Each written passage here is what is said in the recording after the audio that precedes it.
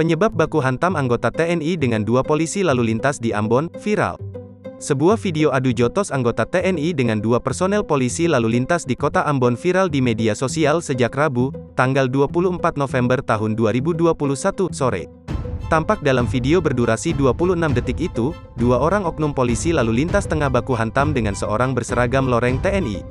Kejadian itu terjadi di pos lalu lintas Mutiara, kawasan Desa Batu Merah, Kecamatan Sirimau.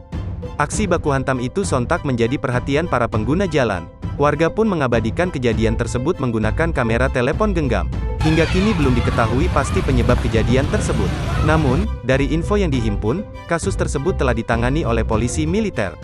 Penjelasan Komdam Patimura Kepala Penerangan Kodam 16 Patimura, Kolonel Adi Prayogo Koirul Fajar memastikan aksi baku hantam polisi lawan TNI di kawasan Batu Merah Kota Ambon murni kesalahpahaman lalu lintas.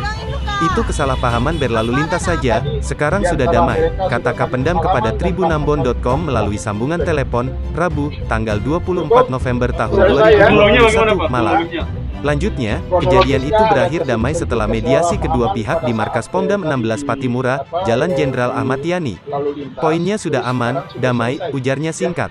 Masalahnya sudah diselesaikan, jadi sudah tidak ada masalah lagi. Ya, terkait dengan disiplin mungkin ada yang salah, biarlah masing-masing akan memproses, kemudian melakukan pemeriksaan, dan apabila ada kesalahan pelanggaran disiplin. Jangan lupa subscribe, share, komen, dan like ya.